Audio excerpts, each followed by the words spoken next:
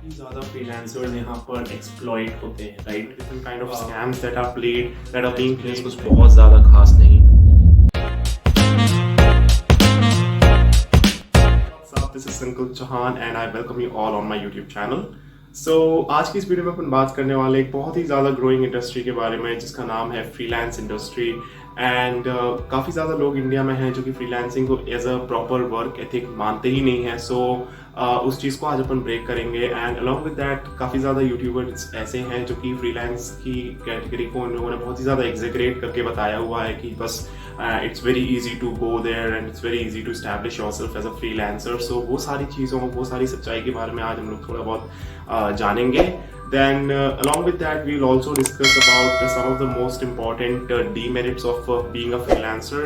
And मैं अपने experience के बारे में बात करूंगा एंड उसका काफ़ी ज़्यादा कितना ज़्यादा I was exploited by the industry and what are the different kind of scams that are being played in the industry. So अभी हम लोग बात करेंगे कि व्हाट एग्जैक्टली इज फ्रीलांसिंग और फ्रीलांसिंग एग्जैक्टली होता क्या है, राइट? सो सपोज मैं कोई कंपनी खोलता हूँ, suppose there is a company and it is not a much bigger company in terms of revenue and stuff, but still company को काम तो कराना है, राइट?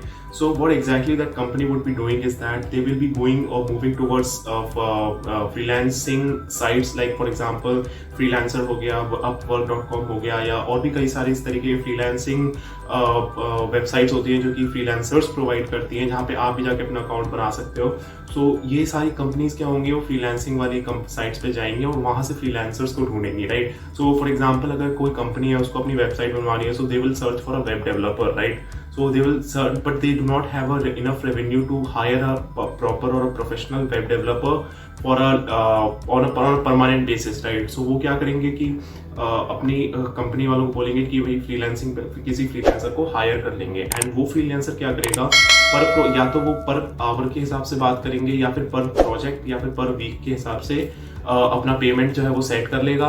उसके बाद कंपनी को लगता है कि वो चीज़ सही है तो फिर वो उस फ्रीलांसर को जो है वो हायर कर लेंगे एंड उनको अपना प्रोजेक्ट की डिटेल्स देंगे, जिस प्रोजेक्ट को वो फ्रीलांसर जो है वो बना करके उनको वापस करेगा and then the freelancer will get the payment of his work. So ये फायदा होता है इसमें, कंपनी और फ्रीलांसर दोनों का फायदा होता है। कंपनी का फायदा ये होता है कि उनको सस्ते में काम हो जाता है और फ्रीलांसर का काम ये होता है कि उसको even if he is studying और he is working in another company, he can work for yet another company, right? So now we are going to actually discuss about some of the most important prerequisite stuff that you would need to start up with your freelancing career. So the first things first that you would really need to start up with your freelancing is an account. Now an account on sites like Freelancer, Upwork, TopTal or Fiverr, any one of these would really work, but you need to make sure that each and every of your account on these sites is well taken care of and it is well maintained and up to dated, right? Skill set की basis पे अगर आपने कोई अपना project करके रखा हुआ है तो उसको अपने डेफिनेटली अपने फ्रीलांस की जो आपकी अकाउंट होगा उसको डालिए उसको एंड उसको शो ऑफ कीजिए। यहाँ पे थोड़ा सा रिक्वायरमेंट रहती है शो ऑफ करने की, राइट? नाउ अगर दूसरी चीज़ के बारे में बात करें जो आपका मोस्ट इंपॉर्टेंट प्रीरिक्विसाइट होगा वो होगा आपका स्किल सेट, राइट? ये पूरी की पूरी फ्रीलांस इंडस्ट्री जो है वो सिर्फ और सिर्फ स्किल्स के बेसिस पे काम करती है। ये स्किल्स कौन कौन से रिक्वायरमेंट होंगे यहाँ पे?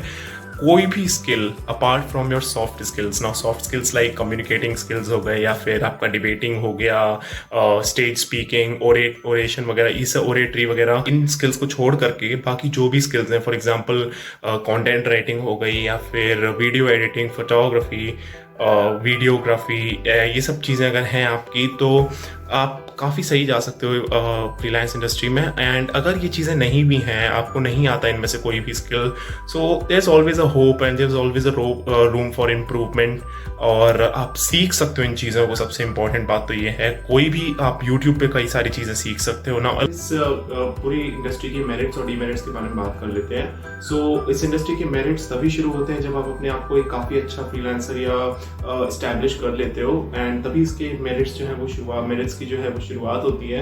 एंड जो सबसे इंपॉर्टेंट मेरिट इसका ये हो सकता है कि जो काफ़ी ज़्यादा एस्टैब्लिश फ्रीलांसर्स होते हैं वो इसको एज अ साइड हसल लेते हैं एंड काफ़ी अच्छे से इसको स्कोप अप भी कर पाते हैं, काफ़ी अच्छे से इसको स्केल अप भी कर पाते हैं। दूसरा एडवांटेज इस पूरी इंडस्ट्री का ये रह सकता है कि ये सिर्फ और सिर्फ स्किल्स के बेसिस पे काम करता है, राइट? सो अगर आपके स्किल्स काफ़ी ज़्यादा अच्छे हैं किसी एक पर्टिकुलर सेक्टर में, then you are good to go, right? हम लोग इसके अभी डीमेरिट्स के बारे में बात करना शुरू कर देते हैं। तो डीमेरिट्स का सबसे इम्पोर्टेंट डीमेरिट ये है, मोस्ट इम्पोर्टेंट डीमेरिट जो कि मैं मानता हूँ वो ये है कि काफ़ी ज़्यादा फ्रीलांसर्स यहाँ पर एक्सप्लॉइट होते हैं, राइट। ये मैं अपना पर्सनल एक्सपीरियंस भी मैं आपको अगली मतलब थोड़ी देर में बताऊंगा इसमें, कि जो काफ़ी ज़्यादा जो अच्छे फ्रीलांसर्स भी होते हैं वो भी जो है एक्सप्लॉइट किए जाते हैं। नाउ एक्सप्लॉइट कैसे किए जाते हैं? एक्सप्लॉइट इन द सेंस कि लाइक कंपनी आती है, उनको हायर भी करती है, बट वो जब अपना उनका काम हो जाता है उसके बाद उनको पेमेंट नहीं मिलता है, राइट। सो ये टाइप का जो रहता है, या फिर वो कोई ऐसा बता देते कि टेक्निकल ग्लिच हो गया है, या फिर कोई आपके कंट्री के लॉज नहीं हमें वो कर रहे हैं कि हम आपको पेमेंट कर पाए, या आपके टैक्सेस उतने हैं कि हमारा आपका जितना रेट है वो सारा का सारा टैक्सेस में चला जा रहा है। सो ये सारे कुछ ऐसे चीज़ें होती हैं जो कि अच्छे से प्लान की जाती हैं by the company, so that they can exploit the fellow freelancers. So ये एक बहुत ही बड़ा डीमेरिट है इस पूरी इंडस्ट्री का। एंड अगर आप इसमें स्टेप अप कर रहे हो तो you have to be aware of this, right, कि ये एक लॉन्ग टर्म गेम है, राइट। ये एक काफ़ी ज़्यादा लॉन्ग टर्म गेम है। Long term game is like there are many YouTubers, many creators जो कि ये मानते हैं कि जो कि बताते हैं अपनी वीडियोस के थ्रू कि विद इन अ मंथ और 2 they are earning a lot from freelancing and stuff like that. But trust में ऐसा कुछ नहीं होता है, इतना ज़्यादा आसान नहीं होता है जितना ये लोग बताते हैं। And it can often take up to like 1 year or 2 years to establish yourself as a proper one. So जो कि थर्ड इसका डीमेरिट ये हो सकता है कि यहाँ पे कंपटीशन जो है वो काफ़ी ज़्यादा अनइवन फॉर्म में डिस्ट्रीब्यूटेड है ना। अनइवन फॉर्म का मतलब ये होता है कि यहाँ पे अलग अलग टाइप के लोग रहते हैं। Like if I am here, अगर मैं हूँ यहाँ पे तो मैं एक इंडिविजुअल की तरह एज अ फ्रीलांसर काम कर रहा हूँ, बट मेरे ही अलावा यहाँ पे कंपनीज हैं जो कि फ्रीलांसर्स को ही हायर करके और अपना काम चला रही है। Like for example if I मतलब मैंने अगर अपने 4 बंदे हायर कर लिए एंड उनसे मैं अपना फ्रीलांसिंग का काम कराऊं, सो वो कहीं ना कहीं ज़्यादा इफेक्टिव होता है as working as an individual हो, वेयर एज वो एक पूरी कंपनी है। वो कंपनी डिक्लेयर करती है या कंपनी बताती है कि हम वेब डेवलपमेंट या फिर कंटेंट मैनेजमेंट वगैरह सारी चीज़ों में हेल्प करते हैं। सो जो कंपनी खरीदने आती है, जो कंपनी हायर करने आती है फ्रीलांसर्स, वो इंडिविजुअल को कम देखती है और पूरी की पूरी कंपनी को ज़्यादा देख के उनका जो हायरिंग रेट होता है वो ज़्यादा होता है। तो यहाँ पे कंपटीशन जो है वो थोड़ा सा अनइवन हो जाता है, right. So these were the demerits of. सो अगर मैं अपना पर्सनल एक्सपीरियंस पे बात करूँ, सो मैं कहूँगा कि मैंने as a content writer freelancer में मैंने सोचा था कि मैं अपना काम करूँगा, but to be very honest मेरा एक्सपीरियंस कुछ बहुत ज़्यादा खास नहीं था। एंड एज प्रीवियसली टोल्ड कि I was really exploited by the industry because काफ़ी ज़्यादा फेक और स्कैम लोग होते हैं यहाँ पर भी। एंड मेरे साथ ऐसा एक बार नहीं बल्कि 2-3 बार इस टाइप से हो गया, जिनमें से एक बार का एग्जाम्पल मैं आपको इस वीडियो में दिखाने वाला हूँ। सो जैसा कि अगर आप अभी यहाँ पे देखोगे स्क्रीन पर, तो आपको दिखेगा कि ये जो है वो मेरा फ्रीलांसर का डैशबोर्ड है, राइट। और इसके सबसे ऊपर इसका जो एक ब्लू कलर का टैब टाइप का आ रहा है वो बता रहा है कि प्लीज़ प्रोवाइड योर GSTIN। और ये इसके पीछे की एक अलग कहानी है थोड़ी सी, उसको हम लोग किसी और वीडियो में कवर करेंगे। बिकॉज मेरा एक बार ये भी हुआ था कि मैंने कंटेंट राइटिंग कर दी थी एंड उसके बाद जो कंपनी थी वो पेमेंट करने वाली थी, बट मेरे पास GSTIN नहीं था। मुझे उस वक्त पता नहीं था, कोई आइडिया नहीं था कि ऐसी चीज़ों के लिए GSTIN चाहिए होता है, राइट। और GSTIN क्या होता है?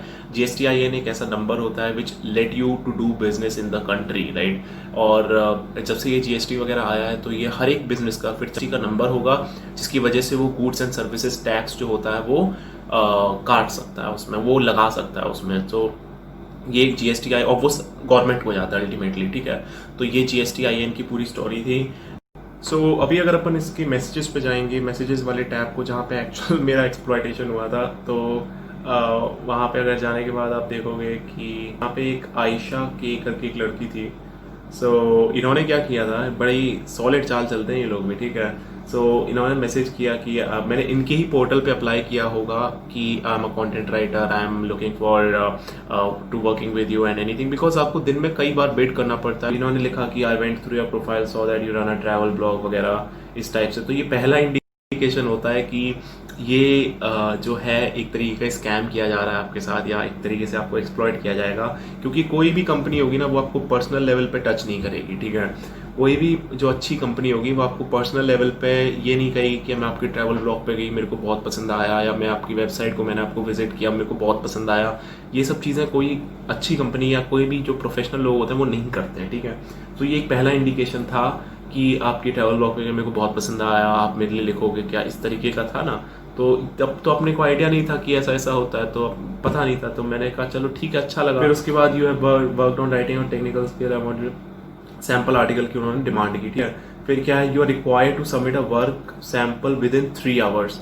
नाउ जो कंपनी होगी ना, वो अच्छी कंपनीज जो होती हैं वो कोई लिमिट नहीं रखती हैं कि आपको 3 घंटे में या 2 घंटे में या 4 घंटे में कोई भी आर्टिकल जो है वो आपको पब्लिश करके देना है, राइट। क्योंकि ये चीज़ नहीं होती है।